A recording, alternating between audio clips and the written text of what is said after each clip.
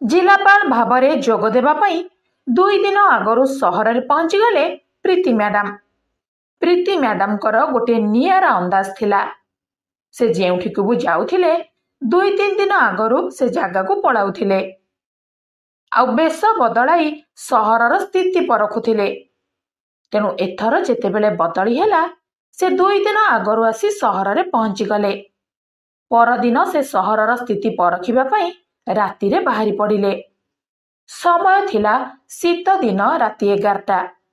साधारण भावरे से साड़ी पिंधि निजर स्कूटी जोगे बाहरी पड़िले। जिलापाल हेले भी जड़े महिला होइथिबारु मन भितरे तांकर भय थिला। तथापि से साहस बांधी घरु बाहरी गले। आखि आगरे सुनसान सड़क थिला। किछि बाट जिबा परे गोटे पुलिस चेकपोस्ट पड़िला। सेठारे थिबा किछि पुलिस कर्मचारी मैडम को हाथ देखाई अटकाइले। प्रीति मैडम स्कूटी अटकाइले। आउ किछि पुलिस कर्मचारी तांकु घेरी जाई पचरा उचरा आरंभ करदेले। एते रातिरे सजई होई कुआडे जाउछ?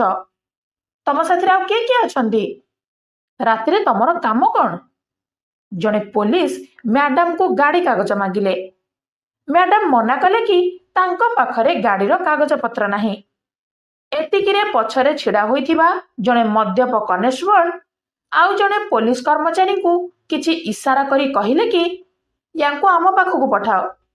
सेठु से कनेस्टेबल जनक मैडम को कहिले कि सार डाकुछंती चलो।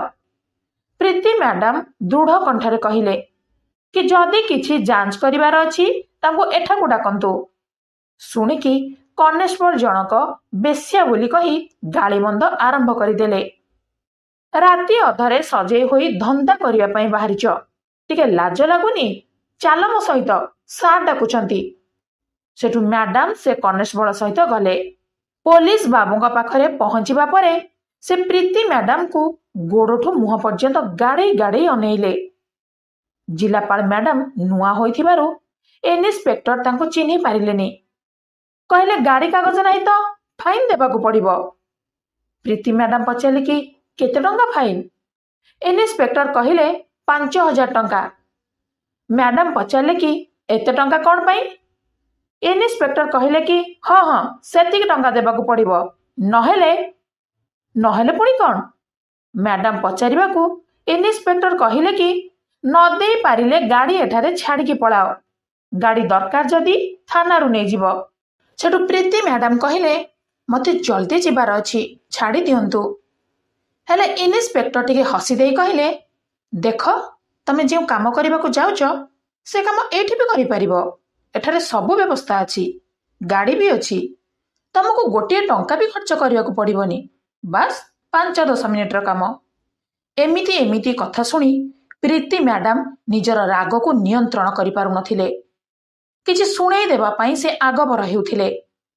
हेले से निजको नियंत्रण कले। भाबिले जदि से एबे इन्स्पेक्टर को निजर परिचय दे देबे ताहले से माने सतर्क होई जिवे आ पुलिस रो राति अधिया कारनामा जणा पड़िबनी। प्रीति मैडम चालाकी करी निज परिचय न देबा पई निष्पत्ति नेले। भाबिले चुपचाप पुलिस रो कारनामा को देखिबे। एहा भितरे इन्स्पेक्टर चौकी उठी छिड़ा होई गले आ प्रीति मैडम को कांधरे हाथ रखी तांको निज आड़ को टाणीबार प्रयास कले। प्रीति मैडम तांको हाथ को छाड़ी देले आ टिके बाट दूरे गले। प्रीति मैडम टिके डरी गले। हेले साहस बांधी से निजर परिचय लुचाई रखिले। से भाबिले कि एबे परिस्थिति ठीक नहीं, तेणु एठारू जेमिति हेले बाहरी जीवी आउ तापरे जहा हेबो देखा जीवो। भाबी भाबी से दौड़ीबाकू लागिले आउ दौड़ी दौड़ी किछि बाट पळाइले। तांको पछे पछे किछि पुलिस कर्मचारी भी पीछा करिबारे लागिले।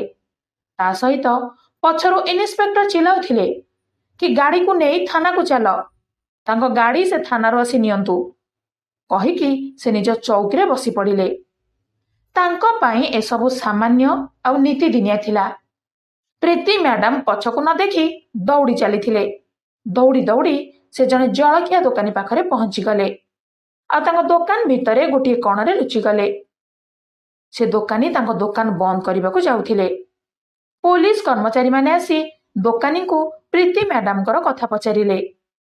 ହେଲେ ସେ ଦୋକାନୀ ମନେ ମନେ କ'ଣ ଭାବିଲେ ଆଉ କହିଲେ କି ହଁ ସାର୍, ଜଣେ ସ୍ତ୍ରୀ ଲୋକ ଦୌଡ଼ି ଦୌଡ଼ି ଆଗକୁ ପଳାଇଲେ।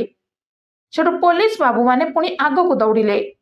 ଶୀତ ଦିନ ଥିଲା ଆଉ ରାତି 11ଟା ବାଜି ଯାଇଥିଲା। ସେ ସ୍ଥାନ ଏତେ ନିଛାଟିଆ ଥିଲା କି ଲାଗୁଥିଲା କି ବହୁତ ରାତି ହୋଇଯାଇଥିଲା। ପ୍ରୀତି ମ୍ୟାଡାମ ଡରି ଯାଇଥିଲେ ଆଉ ସେ ଦୋକାନରୁ ବାହାରି ଦୋକାନୀକୁ ଧୀରେ କି କହିଲେ କି ମୋ ସହିତ ପୋଲିସ କର୍ମଚାରୀମାନେ ଖରାପ ବ୍ୟବହାର କରୁଛନ୍ତି। ଦୋକାନୀଙ୍କର ନାଁ ସିଦ୍ଧାର୍ଥ ଥିଲା। ସିଦ୍ଧାର୍ଥ ପ୍ରୀତି ମ୍ୟାଡାମଙ୍କ ଆଡ଼କୁ ଅନାଇଲେ ଆଉ କହିଲେ ମ୍ୟାଡାମ, ଏଠି ତ ଏହା ନୀତିଦିନିଆ ଘଟଣା, କିଛି ବି ନୂଆ କଥା ନୁହଁ। ସେ ଇନ୍ସପେକ୍ଟର ପୁରା ଖରାପ ଲୋକ। ସେଠୁ ପ୍ରୀତି ମ୍ୟାଡାମ କହିଲେ କି ମୋତେ ଦୂର ଜାଗା ଯିବାର ଥିଲା ଆଉ ସେଇଟା ଏଠୁ 12 କିଲୋମିଟରର ରାସ୍ତା। ସିଦ୍ଧାର୍ଥ କହିଲେ କି ଯଦି ଆପଣ ମୋ ଉପରେ ଭରସା କରିବେ ତାହେଲେ ମୁଁ ଆପଣଙ୍କୁ ନେଇ ଛାଡ଼ି ଦେଇପାରିବି, କାରଣ ଏହି ସମୟରେ ଆପଣଙ୍କୁ କିଛି ବି ଗାଡ଼ି ମିଳିବନି। ପ୍ରୀତି ମ୍ୟାଡାମ ସିଦ୍ଧାର୍ଥ ଆଡ଼କୁ ଅନାଇଲେ। ସେ ମନେ ମନେ ଭାବୁଥିଲେ କି ଏ ଲୋକ ଉପରେ କ'ଣ ଭରସା କରିପାରିବି କି? ହେଲେ ତାଙ୍କ ପାଖରେ ଆଉ କିଛି ଉପାୟ ନଥିଲା। ସେ ବାଧ୍ୟ ହୋଇ ହଁ ମାରିଦେଲେ। ସିଦ୍ଧାର୍ଥ ପ୍ରୀତି ମ୍ୟାଡାମକୁ ସାଥିରେ ନେଇକି ଗଲେ। ଦୁହେଁ ଚାଲିବାରେ ଲାଗିଲେ। ସିଦ୍ଧାର୍ଥ ମୁଖ୍ୟ ରାସ୍ତାରେ ନ ଯାଇ ଗଳି ରାସ୍ତା ଦେଇ ପ୍ରୀତି ମ୍ୟାଡାମକୁ ନେଇଗଲେ। କିଛି ବାଟ ଯିବା ପରେ ଗୋଟେ ଛୋଟ ଘର ସାମ୍ନାରେ ଅଟକିଲେ। ସିଦ୍ଧାର୍ଥ କବାଟ ଖୋଲି ପ୍ରୀତି ମ୍ୟାଡାମକୁ କହିଲେ ମ୍ୟାଡାମ, ଆପଣ ଏଠାରେ ବସନ୍ତୁ, ମୁଁ ବାଇକ୍ ନେଇକି ଆସୁଛି। ପ୍ରୀତି ମ୍ୟାଡାମ କହିଲେ 1 ମିନିଟ୍ ଅପେକ୍ଷା କର। ତମେ କ'ଣ ଏକା ରହୁଛ କି? ଆଉ କ'ଣ କାମ କରୁଛ? ସେଠୁ ସିଦ୍ଧାର୍ଥ ଟିକେ ହସି ଦେଇ କହିଲେ କି ମ୍ୟାଡାମ, ମୋ ଘର ବାରିପଦାରେ। ଏଠାରେ ରହି ମୁଁ ଜଳଖିଆ ଦୋକାନ କରିଛି। ବାହାଘର ହେଇନି, ଘର ଲୋକ ଝିଅ ଦେଖୁଛନ୍ତି। ପ୍ରୀତି ମ୍ୟାଡାମ କଥା କଥାରେ ସିଦ୍ଧାର୍ଥଙ୍କର ପୁରା ପରିଚୟ ଜାଣିଗଲେ। ପରିଚୟ ଜାଣିବା ବି ନିହାତି ଦରକାର ଥିଲା, କାରଣ ଜଣେ ଅଜଣା ଲୋକଙ୍କ ସହିତ ସମୟ ବିତାଇବା ଆଗରୁ ତାଙ୍କ କଥା ଜାଣିବା ଦରକାର ଥିଲା। ସିଦ୍ଧାର୍ଥ ବି ସବୁ କଥା ଖୋଲିକି କହିଦେଲେ ଆଉ ତାପରେ ସେ ବାଇକ୍ ଆଣିବାକୁ ପଳାଇଲେ। କିଛି ସମୟ ପରେ ଫେରି ଆସି କହିଲେ କେବେ ଭାଇ ନାହାନ୍ତି, ଆସିବା ବେଳକୁ ବୋଧେ ଡେରି ହୋଇଯାଇପାରେ। ମୁଁ ଆଉ ଅଲଗା ଜାଗାରେ ଚେଷ୍ଟା କରୁଛି, ଆପଣ ଏଠାରେ ଆରାମରେ ବସନ୍ତୁ। ପ୍ରୀତି ମ୍ୟାଡାମ ସେ ଘରର ଚାରିଆଡ଼କୁ ଅନାଇଲେ। ଘର ଭିତରଟା ପୁରା ସାଧାରଣ ଥିଲା। କାନ୍ଥରେ ଠାକୁରଙ୍କର ଫଟୋ ଲାଗିଥିଲା ଆଉ ଥାକରେ କିଛି ବହି ଥିଲା। ସେଥିରୁ କିଛି ଧର୍ମଗ୍ରନ୍ଥ ଥିବା ବେଳେ ଆଉ କିଛି ପାଠ୍ୟ ପୁସ୍ତକ ଥିଲା। ଏଥିରୁ ଜଣାପଡ଼ୁଥିଲା କି ସେ ପ୍ରତିଦିନ ପୂଜାପାଠ କରିବା ସହିତ ଧର୍ମଗ୍ରନ୍ଥ ପଢ଼ୁଥିଲେ। ତା ସହିତ ବୋଧହୁଏ ସରକାରୀ ଚାକିରି ପାଇଁ ପ୍ରସ୍ତୁତି କରୁଥିଲେ। ପ୍ରୀତି ମ୍ୟାଡାମ ଏସବୁ ଦେଖିକି ଖୁସି ହୋଇଗଲେ, କାରଣ ସେ ଜାଣି ଯାଇଥିଲେ କି ସିଦ୍ଧାର୍ଥ ଆଦୌ ଖରାପ ମଣିଷ ହୋଇନଥିବେ। କିଛି ସମୟ ପରେ ସିଦ୍ଧାର୍ଥ ଗୋଟିଏ ବାଇକ୍ ନେଇ ଆସିଲେ ଆଉ କହିଲେ ମ୍ୟାଡାମ ଚାଲନ୍ତୁ, ଆପଣଙ୍କୁ ଛାଡ଼ି ଦେଇ ଆସିବି।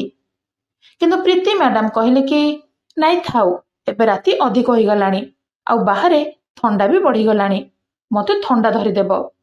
ଯଦି ଏଠାରେ ରହିବାର କିଛି ବ୍ୟବସ୍ଥା ହୋଇପାରିବ ତାହେଲେ ମୁଁ ଏଇଠାରେ ରହିଯିବି। ସିଦ୍ଧାର୍ଥ ଟିକେ ଚିନ୍ତାରେ ପଡ଼ିଗଲେ ଆଉ କହିଲେ ମ୍ୟାଡାମ, ଆପଣ ଏଠାରେ କେମିତି ରହିବେ? ଆପଣ ଜଣେ ବଡ଼ ଘରର ଝିଅ ଲାଗୁଛନ୍ତି ଆଉ ମୁଁ ବି ଏଠାରେ ଏକୁଟିଆ ରହୁଛି। ଆପଣ ଏଠି ରହିଲେ ଠିକ୍ ଲାଗିବନି। ପ୍ରୀତି ମ୍ୟାଡାମ ଟିକେ ହସି ଦେଇ କହିଲେ କି କିଛି ଅସୁବିଧା ନାହିଁ, ମୋତେ ଯଦି କିଛି ସମସ୍ୟା ହେବନି ତାହେଲେ ତମେ କାହିଁକି ଚିନ୍ତା କରୁଛ? ହଁ, ଯଦି ତମର କିଛି ସମସ୍ୟା ଅଛି ତାହେଲେ ମୋତେ ନେଇ ଛାଡ଼ି ଦେଇପାର। ସିଦ୍ଧାର୍ଥ ପୁଣି ଚିନ୍ତା କଲେ ଆଉ କହିଲେ ଠିକ୍ ଅଛି, ଆପଣ ଯଦି ଏଠାରେ ରହିପାରିବେ ତାହେଲେ ରହିଯାଆନ୍ତୁ, ମୋର କିଛି ସମସ୍ୟା ନାହିଁ। ମୁଁ ଆଉ କେଉଁଠିକୁ ଯାଇ ଶୋଇପଡ଼ିବି ଆଉ ସକାଳୁ ପଳେଇ ଆସିବି। ପ୍ରୀତି ମ୍ୟାଡାମ ସିଦ୍ଧାର୍ଥକୁ ରୋକିଦେଲେ। କହିଲେ ରହିଯା, ମୁଁ ତମ ସହିତ କଥା ହେବାକୁ ଚାହୁଁଛି, ଟିକେ ବସିକି କଥା ହେବା। ସିଦ୍ଧାର୍ଥକୁ ଟିକେ ଅଜବ ଲାଗିଲା। ସେ ବାଇକ୍ ଫେରେଇ ଦେଇ ରୁମକୁ ଫେରି ଆସିଲେ। ପ୍ରୀତି ମ୍ୟାଡାମ ପଚାରିଲେ କି ତମ ଜଳଖିଆରୁ କିଛି ରହିଯାଇଛି କି? ସିଦ୍ଧାର୍ଥ କହିଲେ ମ୍ୟାଡାମ, କିଛି ବଳିଯାଇଛି ସତ, ହେଲେ ପୁରା ଥଣ୍ଡା ହୋଇଗଲାଣି। ପ୍ରୀତି ମ୍ୟାଡାମ କହିଲେ କି ଠିକ୍ ଅଛି, ଚଳିବ, ନେଇ ଆସ। ସେଠୁ ସିଦ୍ଧାର୍ଥ ଜଳଖିଆ ଟିକେ ଚୁଲାରେ ଗରମ କରିକି ନେଇକି ଆସିଲେ। ପ୍ରୀତି ମ୍ୟାଡାମ ଖାଇସାରିବା ପରେ କହିଲେ କି ବାଃ, ତମେ ତ ବଢିଆ ଜଳଖିଆ ପ୍ରସ୍ତୁତ କରୁଛ। ଏମିତି ସ୍ୱାଦ ମୁଁ ବହୁତ ଦିନ ପରେ ପାଇଲି। ଏମିତି ଦୁହିଁଙ୍କ ଭିତରେ କଥାବାର୍ତ୍ତା ଆରମ୍ଭ ହୋଇଗଲା। ପ୍ରୀତି ମ୍ୟାଡାମ ନିଜ ବିଷୟରେ ଅଳ୍ପ କିଛି କହିଲେ। କହିଲେ, ମୁଁ ଜଣେ ସାଧାରଣ ଘରର ଝିଅ। ମୋତେ ଜରୁରୀ କାମରେ ଯିବାର ଥିଲା, ତେଣୁ ସ୍କୁଟି ଆଉ ଜଣଙ୍କ ଠାରୁ ମାଗିକି ଆଣିଥିଲି। ମ୍ୟାଡାମଙ୍କ କଥାରୁ ସିଦ୍ଧାର୍ଥ ଜାଣିଦେଲେ କି ମ୍ୟାଡାମ ଜଣେ ଶିକ୍ଷିତ ମହିଳା। ପ୍ରୀତି ମ୍ୟାଡାମ ସିଦ୍ଧାର୍ଥକୁ ତାଙ୍କ ବିଷୟରେ ପଚାରିବା ଆରମ୍ଭ କରିଦେଲେ। ସିଦ୍ଧାର୍ଥ ନିଜର ଗରିବର କଥା କହିଲେ। କହିଲେ, ମୁଁ ପୁରା ଗରିବ ଘରୁ ଆସିଛି। ଗାଁରେ କାମ ମିଳିଲାନି ବୋଲି ବାଧ୍ୟ ହୋଇ ସହରକୁ ପଳାଇ ଆସିଛି। ଏଠାରେ ରହି ଗୋଟେ ଛୋଟିଆ ଜଳଖିଆ ଦୋକାନ କରିଛି। ସେଥିରୁ ଯାହା ଆୟ ହେଉଛି ନିଜେ ଚଳିବା ସହିତ ଘର ଚଳିବା ପାଇଁ ଟଙ୍କା ପଠାଉଛି। ଆଉ ସମୟ ମିଳିଲେ ମୁଁ ସରକାରୀ ଚାକିରି ପାଇଁ ପଢାପଢି କରୁଛି। ସେଠୁ ପ୍ରୀତି ମ୍ୟାଡାମ ପଚାରିଲେ କି ଧର୍ମଗ୍ରନ୍ଥ କିଏ ପଢୁଛି? ସିଦ୍ଧାର୍ଥ କହିଲେ କି ମ୍ୟାଡାମ, କେତେବେଳେ କେମିତି ମୁଁ ଧର୍ମଗ୍ରନ୍ଥ ବି ପଢୁଛି। କାରଣ ହିନ୍ଦୁ ଧର୍ମଶାସ୍ତ୍ର ତ ମଣିଷ ପାଇଁ ନିହାତି ଆବଶ୍ୟକ। ଧର୍ମଶାସ୍ତ୍ର ମଣିଷକୁ ଉଚିତ ମାର୍ଗ ଦେଖାଏ। ଏହା ଭିତରେ ଥଣ୍ଡା ବଢି ଯାଇଥିଲା। ଘର ଭିତରେ ବି ଥଣ୍ଡା ଅନୁଭୂତ ହେଉଥିଲା। ସିଦ୍ଧାର୍ଥଙ୍କ ପାଖରେ ମାତ୍ର ଗୋଟିଏ କମଳ ଥିଲା, ଯାହାକି ଦୁହେଁ ନିଜ ଗୋଡରେ ଘୋଡେଇ ରଖିଥିଲେ। ସିଦ୍ଧାର୍ଥ କହିଲେ, ମ୍ୟାଡାମ, ଆପଣଙ୍କୁ ଭୋକ ଲାଗିବଣି, କିଛି ଖାଇବା ତିଆରି କରିଦଉଛି। ପ୍ରୀତି ମ୍ୟାଡାମ କହିଲେ କି ନା ନା, ଜଳଖିଆରେ ପେଟ ପୁରି ଯାଇଛି। ତଥାପି ସିଦ୍ଧାର୍ଥ ପ୍ରେସର କୁକରରେ ଖେଚୁଡି ବସାଇଲେ। କିଛି ସମୟ ଭିତରେ ଖେଚୁଡି ହୋଇଗଲା। ଅଲଗା ଅଲଗା ପ୍ଲେଟରେ ଦୁହେଁ ଖେଚୁଡି ଖାଇଲେ। ଖାଇବା ସହିତ ଦୁହେଁ କଥାବାର୍ତ୍ତାରେ ମଜି ଯାଇଥିଲେ। ଏମିତିରେ ରାତି 3ଟା ବାଜି ଯାଇଥିଲା। ଜିଲ୍ଲାପାଳ ମ୍ୟାଡାମ କହିଲେ କି ରାତି 4ଟା ହେଲେ ଯେତେବେଳେ ଗାଡି ଚାଲିବା ଆରମ୍ଭ ହେବ ସେତେବେଳେ ମୋତେ ଛାଡ଼ିଦେବ। କଥାବାର୍ତ୍ତା ହେଉ ହେଉ 4ଟା ବାଜିଗଲା। ମ୍ୟାଡାମ କହିଲେ କି ଏବେ ତମେ ମୋତେ ନେଇ ବସଷ୍ଟାଣ୍ଡରେ ଛାଡ଼ିଦିଅ। ସିଦ୍ଧାର୍ଥ ନେଇ ମ୍ୟାଡାମକୁ ଗୋଟିଏ ଅଟୋରେ ବସାଇଦେଲେ। ପ୍ରୀତି ମ୍ୟାଡାମ ଅଟୋରେ ବସି ଚାଲିଗଲେ। ପରଦିନ ମ୍ୟାଡାମ ଜିଲ୍ଲାପାଳ ଭାବରେ କାର୍ଯ୍ୟରେ ଯୋଗଦେଲେ। ଆଉ ସେଦିନ ସନ୍ଧ୍ୟା ହେବା ପରେ ପୁଣି ଥରେ ସ୍କୁଟି ନେଇ ସେହି ଜାଗାକୁ ବାହାରିଗଲେ ଯେଉଁଠି ଗତ ରାତିରେ ପୋଲିସ ତାଙ୍କୁ ହଇରାଣ କରିଥିଲା। ସେ ନିଜ ସାଥିରେ ନିଜର ଅଫିସରଙ୍କୁ ନେଇକି ଯାଇଥିଲେ, ହେଲେ ସେମାନଙ୍କୁ କିଛି ଦୂରରେ ଛାଡ଼ି ଦେଇଥିଲେ। କହିଥିଲେ କି ମୁଁ ଯେମିତି ସିଗ୍ନାଲ ଦେବି ସାଙ୍ଗେ ସାଙ୍ଗେ ମୋ ପାଖକୁ ଆସିବ। ପୁଣି ଥରେ ଜିଲ୍ଲାପାଳ ମ୍ୟାଡାମ ସ୍କୁଟି ନେଇ ବାହାରିଗଲେ ସେ ପୋଲିସ ଚେକପୋଷ୍ଟକୁ। ରାତି 11ଟା ବାଜିଥିଲା। ଯେମିତି ପୋଲିସ କର୍ମଚାରୀମାନେ ପୁଣି ଥରେ ପ୍ରୀତି ମ୍ୟାଡାମକୁ ଦେଖିଛନ୍ତି ତାଙ୍କ ଚାରିପଟେ ଘେରିଗଲେ। ତାଙ୍କୁ ଅଟକାଇ ଥଟ୍ଟା ତାମସା କରିବାକୁ ଲାଗିଲେ। ମ୍ୟାଡାମକୁ ବେଶ୍ୟା ବୋଲି କହି ତାଙ୍କ ମଜାକ ଉଡ଼ାଇବାକୁ ପଛାଇଲେନି। କହିଲେ, କାଲି ସିନା ଦୌଡ଼ିକି ପଳେଇଲ, ଆଜି ଯାଇକି ଦେଖ, ଚାଲ ଆମ ସାର୍ଙ୍କ ପାଖକୁ। କହିକି ପ୍ରୀତି ମ୍ୟାଡାମକୁ ଟାଣି ଟାଣି ସେ ଇନ୍ସପେକ୍ଟରଙ୍କର ପାଖକୁ ନେଇଗଲେ। ଯେତେବେଳେ ମ୍ୟାଡାମକୁ ସେ ଇନ୍ସପେକ୍ଟର ଦେଖିଛନ୍ତି ଚିଲେଇବାରେ ଲାଗିଲେ। ଗାଳି ଦେଇ କହିଲେ, କାଲି ତ ଖସିକି ପଳେଇଲୁ, ଆଜି କୁଆଡ଼େ ଯିବୁ? ଆଜି ତୋ କଥା ମୁଁ ବୁଝୁଛି। ସେଠୁ ପୋଲିସ କର୍ମଚାରୀମାନଙ୍କୁ କହିଲେ, ତମେମାନେ ୟାଙ୍କୁ ଏଠାରେ ଛାଡ଼ି ଦେଇ ପଳାଅ, ମୁଁ ୟାଙ୍କ କଥା ବୁଝୁଛି। ସେତେବେଳେ ଯାଏଁ ମ୍ୟାଡାମ କିଛି କହୁନଥିଲେ, ନିଜ ପରିଚୟ ବି ଦେଲେନି। କାରଣ ସେ ଜାଣିଥିଲେ କି ଆଉ କିଛି ସମୟ ପରେ ଏ ନାଟକର ଜବନିକା ପଡ଼ିବ। ଏତିକି ବେଳେ ସେ ଇନ୍ସପେକ୍ଟର ପ୍ରୀତି ମ୍ୟାଡାମଙ୍କର ଚୁଟିକୁ ଧରି ଟାଣି ଟାଣି ଚେକପୋଷ୍ଟର ରୁମ୍ ଭିତରକୁ ନେଇଗଲେ। ଆଉ ତାଙ୍କ ସହିତ ଖରାପ ବ୍ୟବହାର କରିବାକୁ ଆରମ୍ଭ କରିଦେଲେ। ହେଲେ ସେ ଜାଣିନଥିଲେ କି ପ୍ରୀତି ମ୍ୟାଡାମ ଜିଲ୍ଲାପାଳ ବୋଲି। ତା ସହିତ ପ୍ରୀତି ମ୍ୟାଡାମ ଜଣେ କରାଟେ ମାଷ୍ଟର ବୋଲି। ଇନ୍ସପେକ୍ଟର ଯେମିତି ତାଙ୍କୁ ଖରାପ ବ୍ୟବହାର କରିବା ଆରମ୍ଭ କରିଛନ୍ତି, ମ୍ୟାଡାମ ଏମିତି ଷ୍ଟାଇଲରେ ମାରିଲେ ଯେ ଇନ୍ସପେକ୍ଟରଙ୍କର ମୁହଁ ଦେହ ଫାଟିଗଲା ଆଉ ରକ୍ତ ବୋହିବାରେ ଲାଗିଲା। ଇନ୍ସପେକ୍ଟରଙ୍କର ଚିତ୍କାର ଶୁଣି ଅନ୍ୟ ପୋଲିସ କର୍ମଚାରୀ ଦୌଡ଼ି ପଳାଇ ଆସିଲେ। ଆସି କବାଟ ବାଡ଼େଇଲେ, ହେଲେ ମ୍ୟାଡାମ କବାଟ ଖୋଲିଲେନି। ନିଜ ମୋବାଇଲ କାଢ଼ି ସେ ନିଜ ଅଫିସରଙ୍କୁ ତୁରନ୍ତ ଡକେଇ ପଠେଇଲେ। କିଛି ମିନିଟ ଭିତରେ ନାଲିବତୀ ଗାଡ଼ିରେ ସାଇରନ୍ ବଜାଇ 2-3ଟି ଗାଡ଼ି ଆସି ଚେକପୋଷ୍ଟରେ ଲାଗିଗଲା।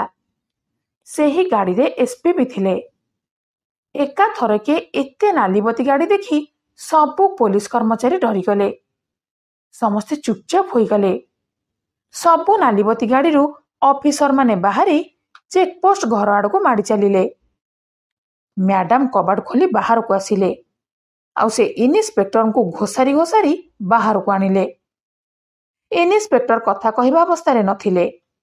ଯେତେବେଳେ ଅନ୍ୟ ଅଫିସରମାନେ ମ୍ୟାଡାମଙ୍କର ପରିଚୟ ଦେଲେ, ଶୁଣିକି ସମସ୍ତଙ୍କର ହୋସ୍ ଉଡ଼ିଗଲା। ସମସ୍ତେ ଥରିବାକୁ ଲାଗିଲେ। ପ୍ରୀତି ମ୍ୟାଡାମ ଏସ୍ପିଙ୍କୁ ଡାକିଲେ। ଏସ୍ପି ଆସି ଛିଡ଼ା ହେଲେ। ଜିଲ୍ଲାପାଳ ମ୍ୟାଡାମ କହିଲେ, ଆପଣଙ୍କର ପୋଲିସ ଏମିତି କାମ କରୁଛି? ରାତି ଅଧରେ ଏମାନେ ମହିଳାଙ୍କ ସହିତ ଏମିତି କାମ କରୁଛନ୍ତି? ସେମାନଙ୍କୁ ଏମିତି ସୁରକ୍ଷା ଦେଉଛନ୍ତି? ପୋଲିସ ଜନତାଙ୍କ ରକ୍ଷକ ସାଜିବା କଥା, ହେଲେ ଏଠି ଓଲଟା ଚାଲିଛି। ମହିଳାମାନଙ୍କୁ ଏମାନେ ଲୁଟୁଛନ୍ତି, ତାଙ୍କର ଶୋଷଣ କରୁଛନ୍ତି। ଶୁଣିକି ଏସ୍ପିଙ୍କ ମୁହଁରୁ କଥା ବାହାରିଲାନି। ସେ ଦୁଃଖ ପ୍ରକାଶ କଲେ।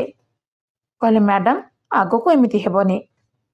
ପରଦିନ ସବୁ ପୋଲିସ କର୍ମଚାରୀଙ୍କୁ ଡକାଇ ଏକ ବଡ଼ ବୈଠକର ଆୟୋଜନ କରାଗଲା। ସେଥିରେ ନିଜେ ଜିଲ୍ଲାପାଳ ବି ଉପସ୍ଥିତ ରହିଲେ। ସବୁ ପୋଲିସ କର୍ମଚାରୀଙ୍କୁ କଡ଼ା ତାଗିଦ କରିଦିଆଗଲା କି ନିଜ ଡ୍ୟୁଟି ଠିକ୍ରେ କରିବେ, ଆଉ ଯେମିତି ଏହିପରି କଥା ଆଗକୁ ନ ଘଟେ ସମସ୍ତେ ତା ପାଇଁ ସଜାଗ ହେବେ। ସେହି ଘଟଣାରେ ଥିବା ଇନ୍ସପେକ୍ଟର ଓ ଅନ୍ୟ କର୍ମଚାରୀଙ୍କୁ ସସ୍ପେଣ୍ଡ କରିଦିଆଗଲା।